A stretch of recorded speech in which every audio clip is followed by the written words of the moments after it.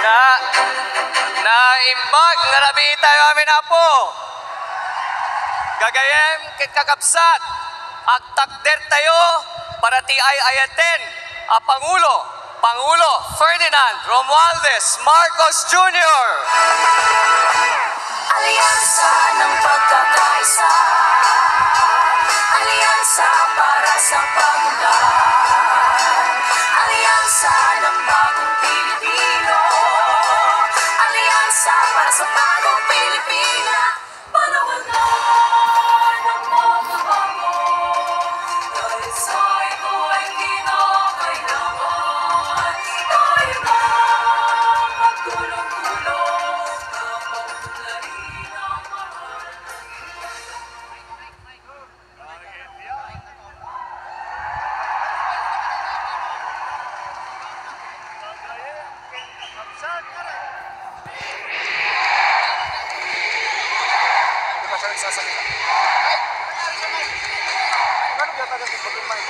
Kailya, kailugamos, kagayem ken kakabsat na imbag nga malaymi amin.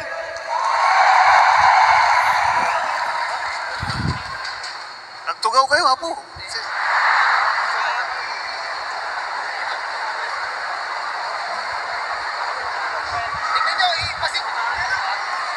Parang mahirap makapaniwala na nandito na naman tayo sa kampanya. Napakabilis ng panahon, napakabilis ng pagdaan ng 3 taon na akala natin ay magiging mas matagal. Ngunit nandito nga tayo sa darating na halalan sa Mayo. At sinimulan po natin ang aming national campaign kagaya ng dati dito po sa ating pinamahal na lalawigan ng Ilocos Norte. Andito po ang aming ipinagmamalaki ng mga kandidato para sa Senado. Ngunit, bagamat nakatuon ang pansin natin sa ating mga kandidato para sa Senado,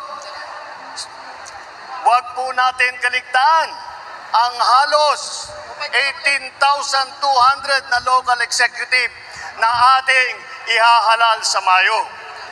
Nabanggit ko po ito dahil may pagmamalaki ng alyansa na kami lang ang may kumpletong ticket mula sa senador hanggang sa sangguniang bayan ng pinakamaliit na bayan ng buong Pilipinas. At hindi pangkaraniwan ang mga aming kandidato. Hindi po kagaya ng mga nakikita natin sa mga iba't ibang partido. Hirap na hirap makakuha ng kanilang mga miyembro. Ang aming pong ipinagmamalaki at pinaglalaban ay subok na at matagal nang nagseserbisyo sa publiko. Hindi po ay naaawa rin po kuminsan sa ating mga katunggali dahil nagmamakaawa para makakuha ng mga malalakas at magagaling na kandidato. Di tulad ng iba, karampot lang ang kandidato. Dito po, buo kami.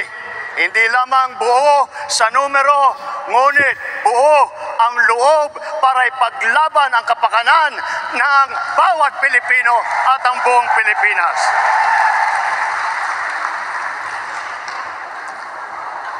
Kaya naman, nagtataka nga ako, parang yung mga iba na naging kandidato, nag-deliver lang yata ng suka, nabigyan na ng certificate of candidacy. Dahil wala ang ikukumpara sa ating mga kandidato. Kung ihahambing natin sa mga napulot nila, ang ticket natin mula sa Senado hanggang Sangguniang Bayan ay mga leader na subok sa serbisyo.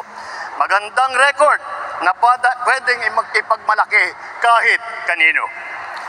Kung kilatisin natin ang isa-isa, napakatingkad ng ating kakayahan, ng kanilang kakayahan at ang mga pambato para sa pagbabago. At kapag pinagsama kagaya nito na nangyari dito sa alyansa, ay lalong nakaka-impress ang kanilang pinagsamang lakas at galing. 8 po sa ating mga kandidato ay veteranong senador. Palitan ko na lang, matagal ng senador kasi pag veterano baka akalain nilang hindi lang luma kundi matanda. Andito po ang ating mga senador, Senator Cayetano, Senator Lacson, Senator Lapid, Senator Marcos, Senator Pacquiao, Senator Revilla, Senator Soto, Senator Tolentino. Pagpasok po sa Senado ng mga re-electionist sa Senado ay wala na pong OJT. Hindi na mag-aaral. Alam nila ang trabaho. Alam na nila ang pangangailangan ng Pilipino.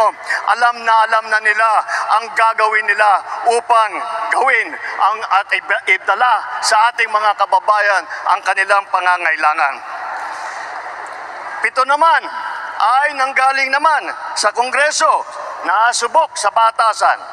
Andyan po ang mga Congressman Abalos, Congressman Binay, Congressman Cayetano, Congressman Marcos, Congressman Pacquiao, Congressman Tulfo, Congressman Villar. Kitang-kita po naman natin na ito lahat ay sanay na sanay, subok na subok at matagal nang nagpapakita ng galing. Hindi na bagito sa pagpanday ng mga batas. 4 ang nagsilbi sa kabinete, humawak ng cabinet rank na posisyon. Si Abalos, DILG Secretary. Si Tulfo, nag-DSWD Secretary. Lacson, ng Yolanda Rehabilitation Commission. Tolentino, siyang namuno ng MMDA. Ngunit, sa kanilang katungkulan, ay hindi lang po sila parelax-relax. Tingnan niyo po ang kanilang mga record at makikita po ninyo na sila ay nakagawa ng magandang pagbubuti para sa kanilang mga kagawaran. Alam nila ang government work galing sa kabinete. Hindi lang dada, pero gawa ang kanilang ipinapakita. They are not here to oppose. They are here to propose. 3 ang naging gobernador ng malalaking probinsya. Alam nyo na, Manang Aimee, dito sa atin, sa Ilocos Norte. Lito Lapid, Governor Lito Lapid ng Pampanga. At ang Governor Revilla ng Cavite naman. Bukod pa ron, kasama nila ang 3 naging city mayor. Binay ng Makati, Tolentino ng Tagaytay, Abalos ng Mandaluyong. At huwag natin kalimutan na si Tito Sen, Senator Soto ay naging vice mayor din ng Quezon City. Hindi rin po tayo nagkukulang sa boses ng kababaihan at maglalaban para sa karapatan ng ating kababaihan dahil 4 sa ating mga kandidato ay babae, pero itong mga babaeng ito ay palagay ko mas matatapang pa ito kaysa sa mga lalaki na nandito ngayon. Mga abogado naman, 4 din. 4 ang abogado natin: Abalos, Binay, Cayetano, Tolentino. Si Aimee nag-aaral din sa law school. At pinagtatalunan lang nila kung sino daw ang pinakamagaling at sino nanggaling sa pinakamagandang eskwelahan. Ngunit lahat yan ay magaling, lahat yan ay matalino, lahat yan ay ginamit na ang kanilang kakayahan upang pagandahin ang Pilipinas. Kung itatanong naman natin, sila ba ay isa lang ang pinanggalingan? Tiga Maynila lang ba lahat? Tiga Luzon ba lahat? Hindi po. Dahil pagdating sa geographical representation, 2 ang taga Mindanao. Si Manny Pacquiao ng Bukidnon, Sarangani at saka Jensan. Si Erwin naman, lumaki sa Davao Oriental, sa Sulu, mga probinsya kung saan nadestino ang kanyang bayaning ama. Ang unang Vicente Soto ay naging senador na taga Cebu. Ang nanay naman namin ni Amy, alam nyo naman, 100% waray. Alam naman natin pati na ang lolo ni Camille ay galing sa Iloilo. Yan po ang ating ipagmamalaki.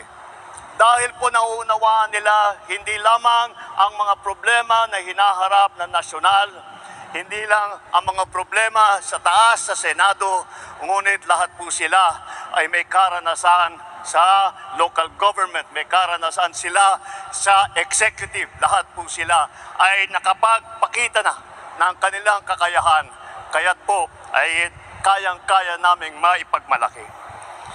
Bukod po dyan, tignan niyo po ang record ng ating mga kandidato. Wala sa kanila ang may pahid ng dugo dahil sa tukhang.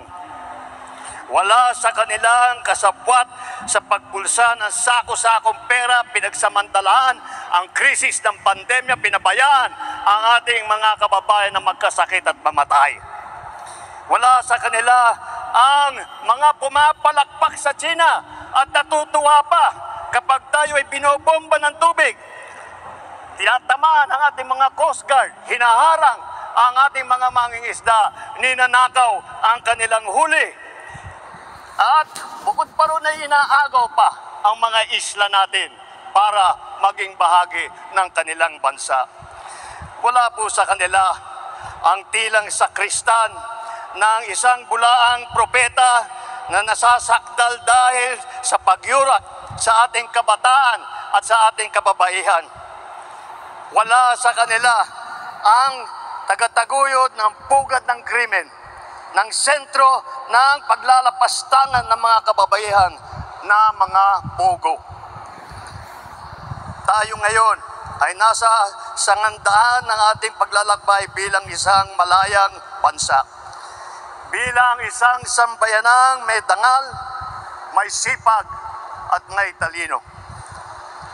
Tayo ba ay papayag na babalik sa panahon gusto ng kung kailan gusto ng ating mga liderato maging probinsya tayo ng China?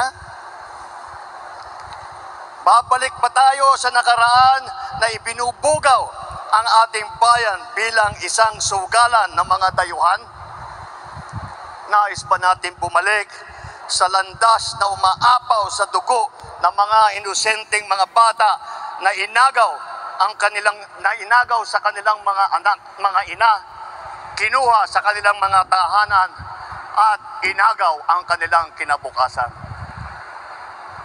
Walang nagnanais na Pilipino na mabalik tayo sa ganyang klaseng pagpatakbo.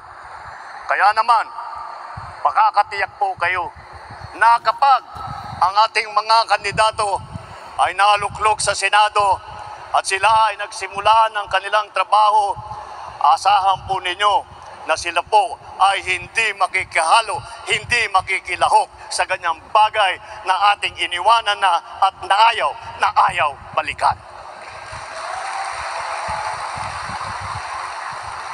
Ito po ang aming ipinagmamalaki. Ito po ang ating mga kandidato para ng alyansa para sa bagong Pilipinas. Ito po ang hinaharap namin sa inyo, ang pinakamagagaling na Pilipino, pinakamasipag na nagsiservisyo publiko, at ang buong buhay nila ay itinaya nila hindi lamang para sa kapakanan ng kanilang mga sarili, kung hindi po para sa inyo, para sa taong bayan, para sa Pilipino, at para sa Pilipinas. Kaya sa darating na Mayo po, huwag nyo na pong tignan ang mga ibang mga pangalan. I-shade nyo na po lahat po itong nandito na nasa harap ninyo at gawing nating 12-0 ang ating resulta sa Senado. Nang sa ganon, matitiyak natin ang kinabukasan ng ating minamahal na Pilipinas. Mabuhay ang alyansa! Mabuhay ang bagong Pilipinas! Mabuhay tayong lahat. Maraming salam Diyos. Dinakada kayo aming